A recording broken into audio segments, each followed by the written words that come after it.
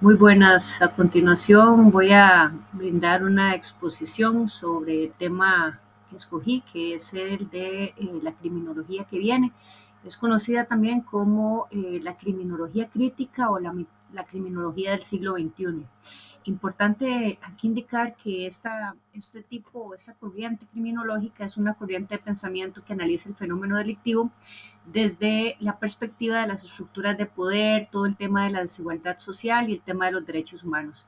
A diferencia de lo que entendemos por la criminología tradicional, esta se centra específicamente en el individuo delincuente, bueno, en categorías legales muy rígidas, mientras que la criminología crítica, como su nombre lo dice, cuestiona o critica lo que son ese convencionalismo de la definición o la conceptualización de crimen y examina a una mayor profundidad las leyes, las penas y el sistema penal y cómo estos pueden perpetuar la opresión y las desigualdades existentes en la sociedad. Para esto también tenemos algunos antecedentes históricos de esta criminología crítica que se sitúan entre los años 1960, 1970 y como lo indiqué ahora, surge como una de las respuestas ante estas corrientes previas, inspirada por corrientes marxistas, por la contracultura y por las teorías del interaccionismo simbólico también. Importante aquí indicar que en lugar de asumir, digamos, que el delito se origina principalmente por factores biológicos o individuales, los primeros criminólogos críticos lo que ponen énfasis es en cómo el poder y la estructura de clases es la que determina cuáles son las conductas que se criminalizan y cómo opera el aparato de control social. También aquí es importante indicarles que allá por el año de 1973 se publicó The New Criminology de Taylor, Walton y Young, considerado como uno de los manifiestos de lo que es la criminología radical. Importante también aquí otros autores, hablando de los temas de los antecedentes históricos, estamos con William Chambliss y Richard Queeny, que también desarrollan lo que es la criminología del conflicto, que revela la conexión entre las leyes penales y los intereses de clase.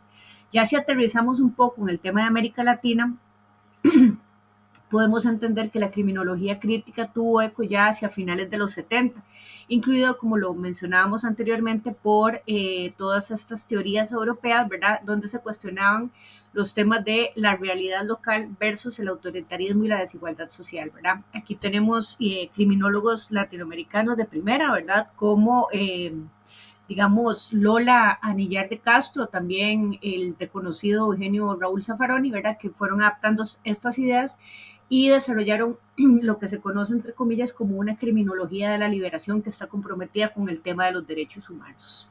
Importante aquí que la principal crítica o la perspectiva dirigida hacia el análisis de lo que era la violencia institucional, toda esa parte estructural y también tratar de reivindicar el derecho a la resistencia contra la tironía, digamos, en nombre de los oprimidos.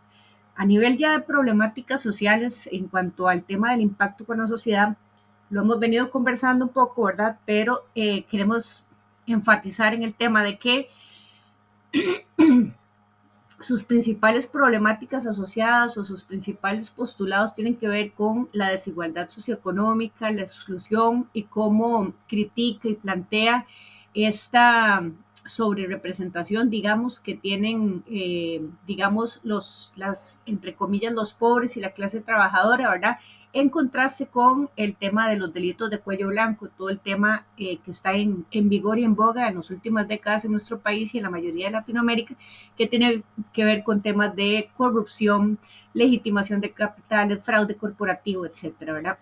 Otro de los elementos a los cuales digamos, se postula o tiene como postulado esta corriente tiene que ver con el racismo, la etnicidad y las minorías también, ¿verdad? Esta visibiliza esta corriente que las minorías étnicas por lo general suelen ser objeto de perfiles raciales, ¿verdad? Entonces, a un determinado perfil racial va a generar una mayor vigilancia policial, un prejuicio y una pena más severa, ¿verdad? Entonces son todos estos prejuicios estructurales que históricamente se reproducen, ¿verdad? Población afrodescendiente, indígena, mujer, ahora adulto mayor, inclusive la estigmatización de comunidades enteras. Otro de los postulados tiene que ver también con el tema de género y violencia estructural, ¿verdad?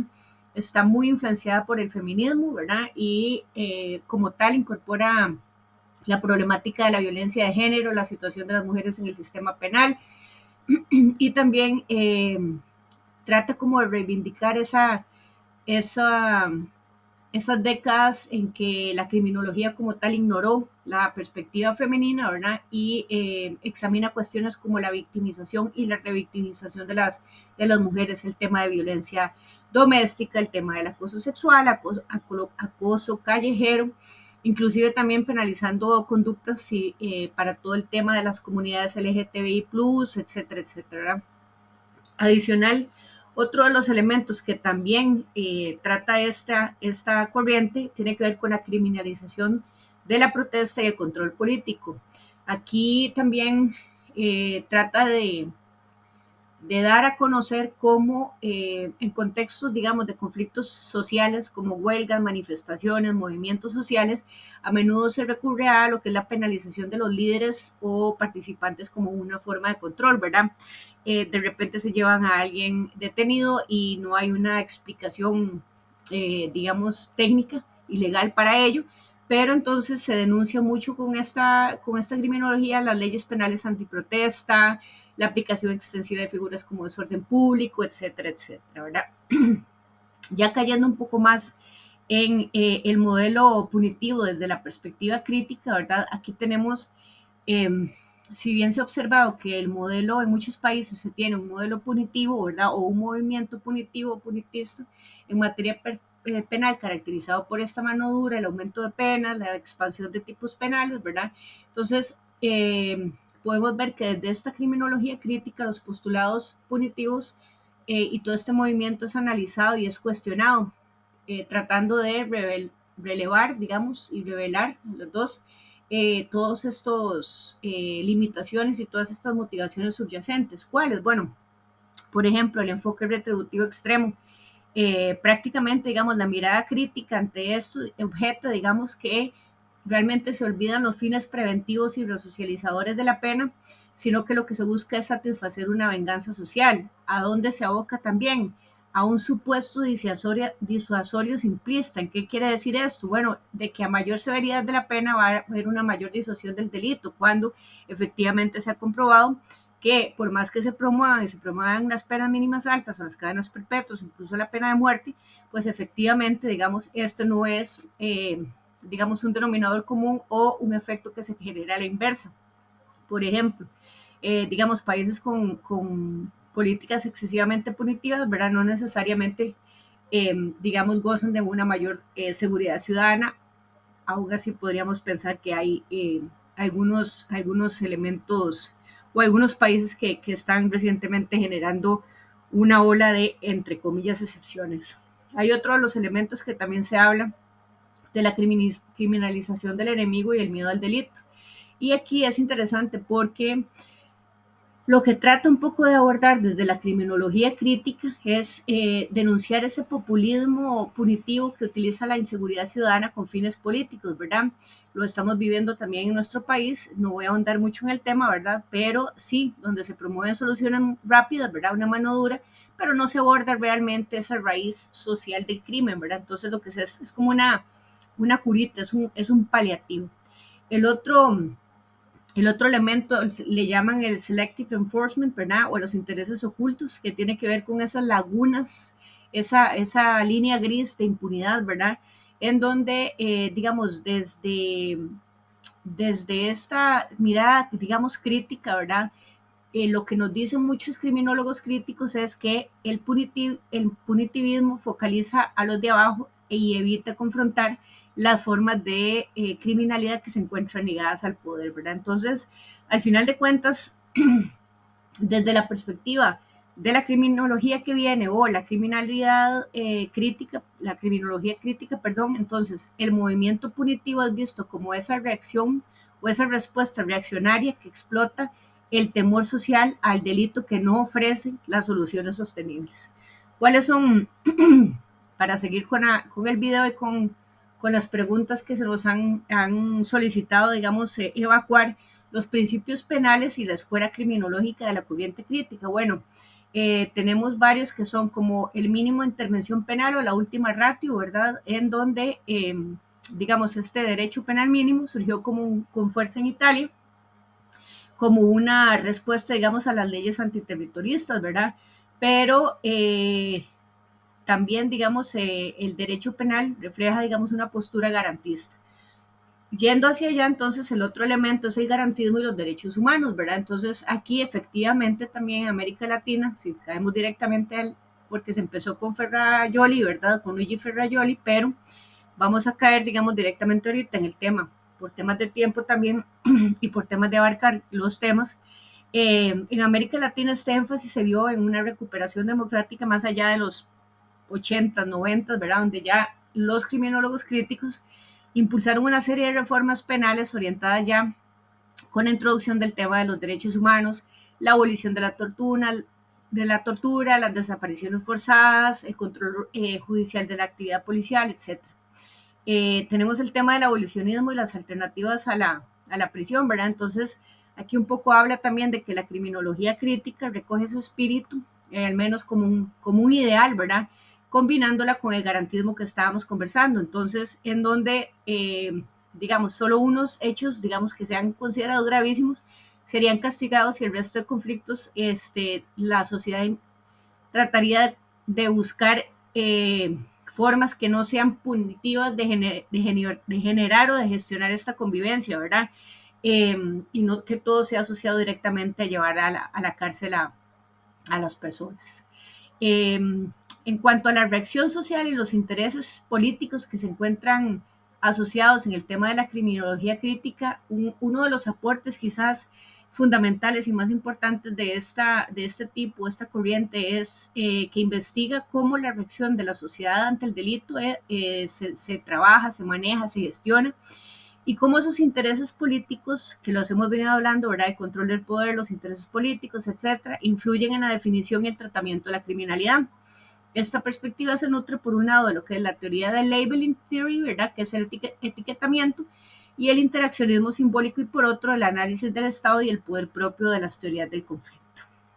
Importante aquí también que retoma estas ideas para evidenciar que el proceso de criminalización depende de quién comete la acción, quién observa y con qué poder cuenta ese observador, ¿verdad? Porque ahí va a ir el tema punitivo. Un ejemplo, conductas de jóvenes de clase baja, por ejemplo, en algunos lugares de Sudamérica considerados un arte y en otros considerados un delito, ¿verdad? Bueno, pintar grafitis, deambular en grupo, tienden a ser vistos como sospechosos y etiquetantes, ¿verdad? Mientras que conductas equivalentes a jóvenes de clase media alta, ¿verdad? Pueden ser catalogadas o descartadas como travesuras, digamos, sin tener la mayor consecuencia penal. Un poco para ir adelantando también sobre este tema, específicamente mencionábamos ahora el tema, digamos, social, pero también está el tema de los intereses políticos. La criminología crítica investiga el papel del Estado y las élites en la configuración de este sistema penal, ¿verdad? Entonces, tenemos una crítica instrumental que se ejemplifica con autores como Queenie, por ejemplo, o Chamblis, como lo hablábamos antes, que sostienen que el Estado actúa como un instrumento directo de la clase dominante. Y tenemos otros, digamos, que ya va más asociado a la crítica estructural, que donde se admite que el Estado tiene una cierta autonomía y que no es un mero títere, digamos, pero que en esta última instancia termina preservando las estructuras de desigualdad, ¿verdad? Entonces, importante, las ambas críticas, tanto la instrumental como la estructural, convergen en una idea, que es que el proceso de criminalización siempre va a estar atravesado por el tema de la política y por el tema del poder, ¿verdad? Entonces, eso es importante. ¿Qué me gustaría ir como un poco ya a manera de síntesis? Bueno, en síntesis, la criminología crítica explora lo que es la reacción social, cómo define esta el delito, es decir, lo que se considera criminal depende de quién y de cómo reacciona la sociedad, ¿verdad? Sobre todo si estamos ante temas de poderes del Estado, temas políticos, temas de control social y cómo los intereses políticos, sociales, económicos moldean a las leyes penales. En cuanto a la perspectiva mundial, latinoamericana y costarricense, vamos a ir de lo general a lo particular. En cuanto a la perspectiva global, lo he venido hablando mucho, la criminología crítica tiene su origen anglosajón europeo, ¿verdad? Y se ha diversificado y globalizado, digamos, en el siglo XXI.